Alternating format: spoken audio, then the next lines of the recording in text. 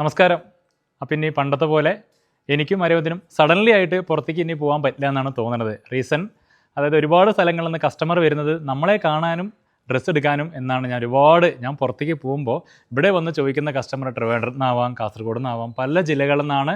14 ജില്ലകളിൽ നിന്ന് വരുന്നൊരു ഷോപ്പായി മാറി ഇപ്പോൾ നമ്മുടെ ഷോപ്പ്. എല്ലാവരും കസ്റ്റമറുടെ സപ്പോർട്ടുള്ള കാരണം. അപ്പോൾ അങ്ങനെ വരുമ്പോൾ അവർ വരുമ്പോൾ ഞാൻ പുറത്താണെന്ന് അറിഞ്ഞാൽ അവർക്കും ചെറിയൊരു വിഷമാവുന്നുണ്ട്.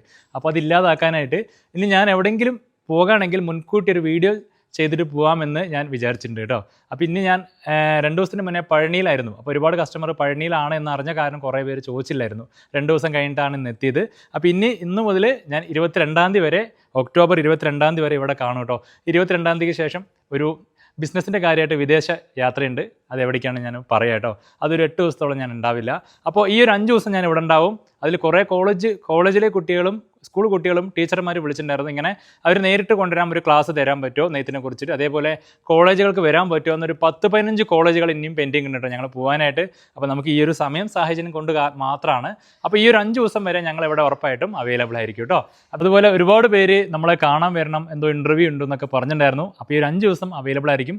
അപ്പോൾ എന്തെങ്കിലും കമൻറ്റ് ഇടണേ, ഇതുപോലെ ഇനി ചെയ്താൽ മതി ഒന്നും കൂടി കമൻറ്റ് ഇടണം കേട്ടോ. അപ്പോൾ നമ്മൾ വിദേശ യാത്ര നമ്മൾ ദുബായിലേക്കാണ് വരുന്നത്, ഒരു ബിസിനസ്സിൻ്റെ കാര്യമായിട്ടാണ് വരുന്നത്.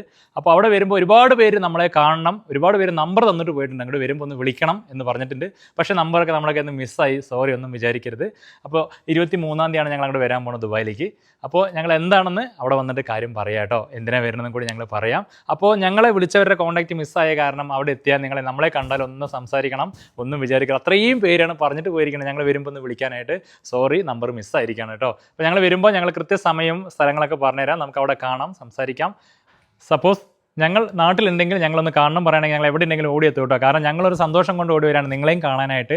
നാട്ടിലുണ്ടെങ്കിൽ എത്തും. സപ്പോസ് നാട്ടിലില്ലാത്തതാണ്, കുറേ കസ്റ്റമർ അറിയാത്തത് കൊണ്ടാണ് മുൻകൂട്ടി ഇനി എവിടെയെങ്കിലും പുറത്ത് പോകുകയാണെങ്കിൽ ഈ ഒരു വീഡിയോ നിങ്ങളിലേക്ക് എത്തിക്കാമെന്ന് വെച്ചിട്ടാണ് കേട്ടോ.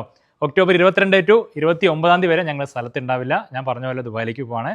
അതേപോലെ നേരിട്ട് കസ്റ്റമർ വരുമ്പോൾ ഞങ്ങൾ ഈ സ്ഥലത്തുണ്ടെങ്കിൽ നിങ്ങൾ ഒരുപാട് പേര് മടിക്കാണ്, ഞങ്ങൾ അവരോട് സംസാരിക്കോ ഫോട്ടോ എടുക്കോ, ഇങ്ങനെയൊക്കെ കുറേ പേർക്ക് ഡൗട്ടുണ്ട്. സത്യം പറയുകയാണെങ്കിൽ ഞങ്ങൾ ഒന്നും ഇല്ലാണ്ട് വന്ന ആൾക്കാരാണ്. അപ്പോൾ അത് കാരണം നിങ്ങളെല്ലാവരും പോലെ നിങ്ങളുടെ കൂട്ടത്തിലുള്ള ഒരാളായിട്ട് മാത്രം വിചാരിച്ചാൽ മതി.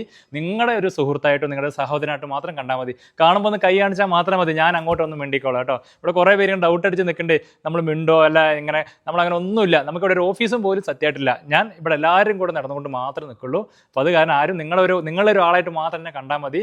അങ്ങനെ വലിയ ഓണർന്ന് ആക്കല്ല ആരും. നമ്മൾ എത്ര ഉയരങ്ങളെത്തിയാലും ഞങ്ങൾ പാവപ്പെട്ട ഒന്നും ഇല്ലാണ്ട് വന്ന ഒരാളായ കാരണം നിങ്ങളുടെ കൂട്ടത്തിൽ എന്നും ഉണ്ടാവും എത്ര ഉയരങ്ങളെത്തിയാലും. കാരണം ഞങ്ങളെ സപ്പോർട്ട് ചെയ്യേണ്ടത് നിങ്ങളാണ്. നിങ്ങൾ കാരണമാണ് ഞങ്ങളിവിടെ നിൽക്കുന്നത് കേട്ടോ.